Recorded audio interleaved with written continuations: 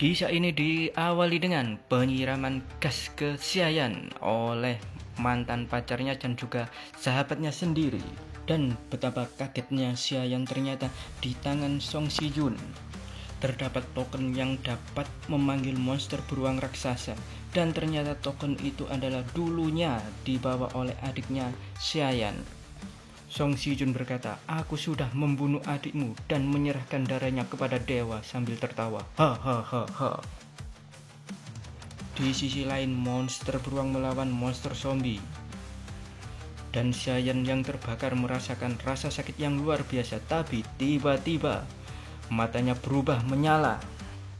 Dan Xiayan terbangun dari mimpinya. Apakah ini mimpi? Xiayan penasaran dan melihat ponselnya. Ternyata dia kembali ke masa lalu dan Xiayan berkaca. Matanya seperti menyemburkan api. Sambil berjalan keluar, ternyata ini 3 hari sebelum kiamat terjadi di bumi. Dan pacar Xiayan telepon karena sudah tahu niat busuk dari Rulan. Xiayan tidak mengangkat telepon dari Rulan. Rulan kesal dan menggerutu kepada Song Si-jun. Xiaoyun menyapa, "Selamat pagi, Kak." Dan Xiayan berkata, "Selamat pagi, Xiaoyun. Bersiap-siaplah, kamu akan pulang denganku." Dan Xiaoyun berkata, "Baik, Kak." Sebelum itu Xiayan meminta token kepada Xiaoyun. Dan saat token dipegang, tiba-tiba beresonansi dengan matanya yang menyala. Dan di token tertulis Secret Hell. Tiba-tiba Xiayan melihat pemandangan menara, ada rantainya dan juga beberapa monster yang ada di dalam menara tersebut. Xiayan ternyata masuk ke dalam neraka dan di sana dia disambut oleh Sudaji yang merupakan iblis berekor 9. 10.000 tahun lalu, Kaisar Immortal mengumpulkan 12 Immortal yang bersama-sama untuk menekan menara iblis. Sudaji mengatakan token pengampunan ada di tangan Xiayan adalah satu-satunya kunci yang dapat membuka pintu neraka. Sudaji memanggil Xiayan sipir penjara dan menawarkan, "Apakah kamu mau melihat tawananmu di dalam?" "Ya, ayo kita masuk." Xiayan masuk ke dalam. Pada saat masuk ke dalam, tiba-tiba Xiayan diserang oleh aura yang jahat sekali. Jika orang biasa pasti akan mati terkena aura seperti ini. Sudaji yang kaget berkata, "Mengesankan sekali. Ternyata api di matamu itu benih api nether." Sudaji berkata, "Ikatan antara aku dan keluarga Xia sangat erat. Sebagai roh pemandu Secret Hell, aku tidak tahan melihatmu dibunuh para penjahat. Keputusasaan dan kemarahanmu pada saat kematian membangkitkan kemampuan apimu yang menyulut benih api nether. Aku hanya mengikuti arus. Jadi, itulah alasanku terlahir kembali," ucap Xiayan. "Sekarang dengan kiamat yang sudah di depan mata, aku sudah membangkitkan kekuatanku." Dia terlihat seperti monster yang dipanggil Si-jun sebelum kebangkitanku. Xiayan kaget, monster tadi berubah menjadi jinak dan lucu dan berkata, "Aku sudah menunggumu, sipir." Tapi ada satu monster yang tidak suka dengan kehadiran Xiayan. Dialah Lei Zhenzi. Sudaji berkata, "Seperti yang diharapkan dari sipir, kau langsung mengenalinya." Di dunia ini, para monster diberi peringkat sebagai Soldier, General, Commander, King, Sage, dan seterusnya. Sipir saat ini berada di level terbawah menara penekan iblis, di mana kriminal level general di penjara. Semakin tinggi pergi, semakin tinggi kekuatan para kriminal.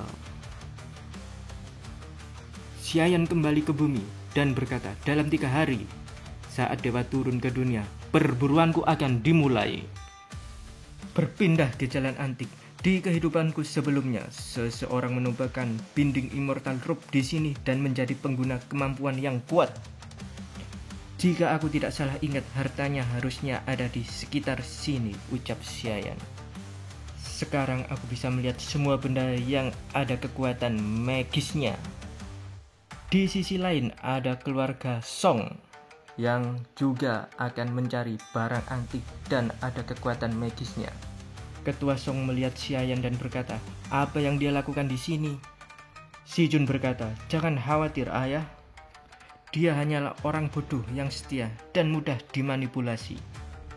Mari kita mencari barang antiknya, tetua." Di sini ditemukanlah barang antik tersebut. Tapi kendi labu tersebut sudah diambil oleh Xiayan. Dan dengan cepat Xiayan cuman mengambil benang merah yang ada di labu tersebut. Dan benang merah tersebut adalah binding rope yang dicari Xiayan. Ini dia binding rope yang aku butuhkan.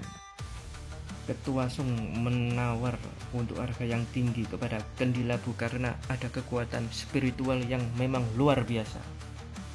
Dari jalan seberang, Xiayan berteriak, "Paman Song, keluargamu kaya, mengapa bersusah payah membeli kendi kecil labu ini? Mungkinkah karena kendi labu ini sangat berharga?" Masyarakat di sekitar mereka langsung berbondong-bondong menuju toko tersebut untuk menawar membeli kendi labu tersebut. Dan akhirnya Tuan Song berhasil membeli kendi labu tersebut dengan harga yang cukup mahal dan juga fantastis.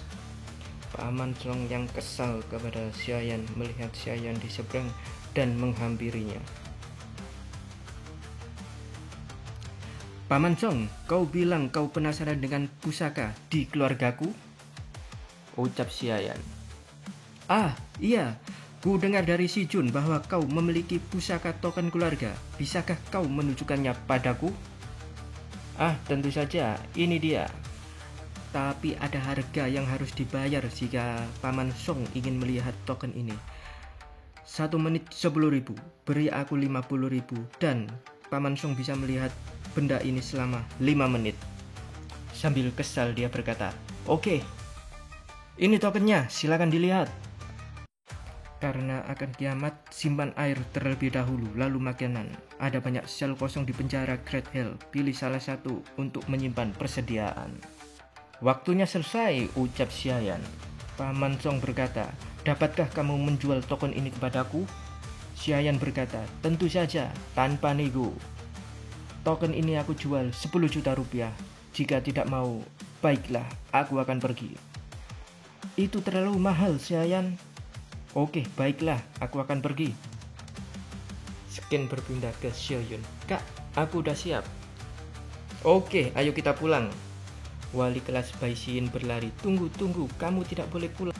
Karena besok ada ujian yang mempengaruhi masa depanmu."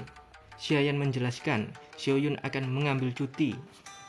"Tidak ada masalah yang serius, dia hanya pulang untuk mengurus sesuatu," ucap Xiayan. "Anda benar-benar guru yang baik. Sebagai ucapan terima kasih, saya akan memberi Anda saran. Setelah pulang, kumpulkan sebanyak mungkin makanan, air, obat-obatan, dan senjata. Yang paling penting, siapkan banyak pil Sangking.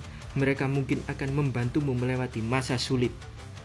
Xiaoyun bertanya, "Apa ada hal besar yang terjadi?" Tanpa menjawab, "Pakai ini, aku akan keluar. Jangan buka pintu siapapun yang datang." Token ada pada Xiaoyun. Aku bisa merasakan keadaannya jika dalam bahaya.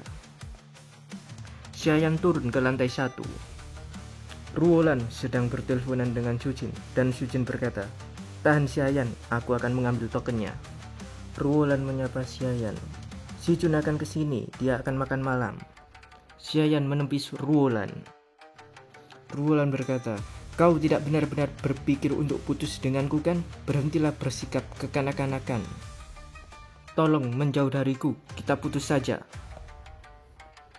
Ruolan marah ke Xiayan. "Aku tidak ada waktu denganmu, aku mau menjual rumah." "Apa? Menjual rumah? Bukankah itu satu-satunya rumahmu? Bukankah kau bilang akan menggunakannya sebagai rumah pernikahan kita? Sekarang aku butuh uang, jadi aku akan jual murah. Apa kamu mau beli?" ucap Xiayan. "Oke, kamu mau jual berapa?" "Harga pas 1 juta, ucap Xiayan. "Hah? Murah sekali," ucap Ruolan. "Sebentar lagi si Jun akan membawa orang untuk mencarinya. Bagaimanapun, Xiayan pasti akan mati. Meskipun aku memberinya 1 juta, pasti nanti aku bisa mengambil kembali uang itu." Ruolan menelpon ibunya. "Ibu, segera transfer aku uang 1 juta. Aku akan membeli rumah Xiayan." Ibunya kaget. "Kenapa?" "Udah, tidak apa-apa. Xiayan bentar lagi pasti akan mati. Aku akan mengembalikan uang itu." Ruolan berkata, aku sangat senang Xiayan, ayo pergi ke rumahmu dan kita rayakan. Ya, saatnya untuk merayakan dengan benar, ucap Xiayan. Gang belakang rumah Xiayan, ada Sujin dan juga teman-temannya. Aku baru saja tahu Xiayan membawa Xiaoyun pulang sore ini. Sebelum Xiayan pulang, ayo kita naik dan ambil token di Xiaoyun.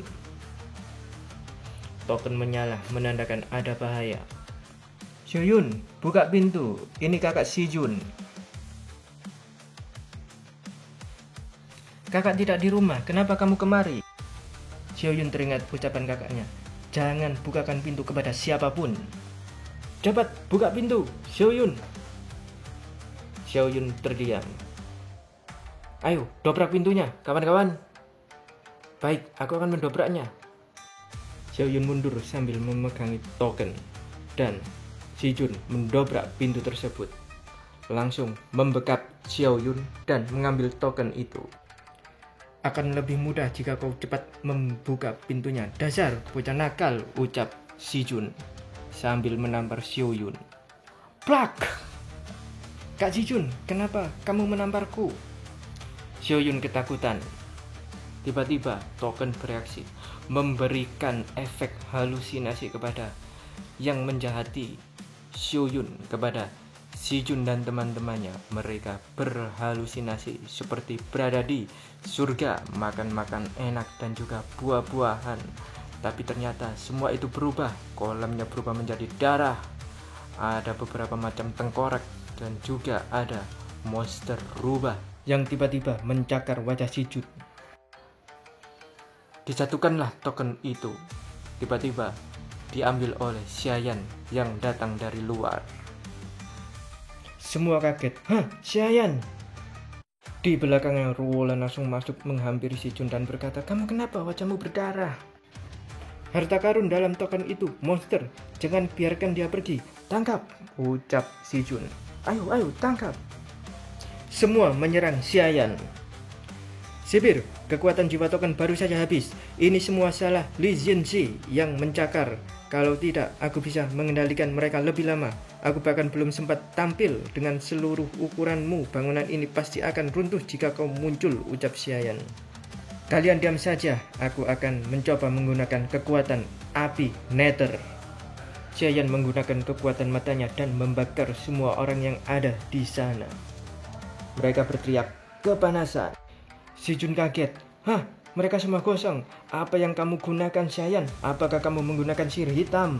Sijun merencanakan rencana busuk dengan Ruolan, menyuruh Ruolan untuk menggoda Xiayan dan Sijun akan menusuknya dari belakang. Cepat ke sana, kamu kan pacarnya Xiayan.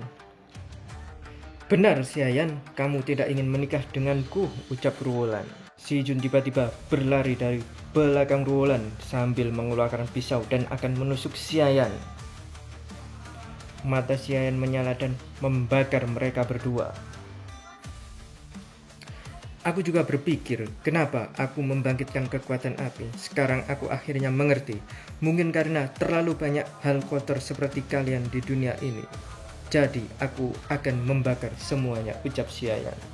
Sementara itu, di aula leluhur keluarga Song, Ketua Song melakukan ritual untuk menyembah dewa dan memberikan persembahan kepada dewa. Dewa tersebut menerima persembahan dari Tetua Song dan memberikan peringatan dalam 3 hari dunia akan berakhir. Cepat, bersiaplah akhir dunia dalam 3 hari. Segera Ketua Song menyuruh untuk semua pengikutnya untuk menimbun air makanan dan untuk memanggil Sijun. Tiba-tiba, bruah! Xiayan datang sambil berkata, ini Sijun, tidak usah repot-repot mencarinya, aku sudah membawanya ke sini.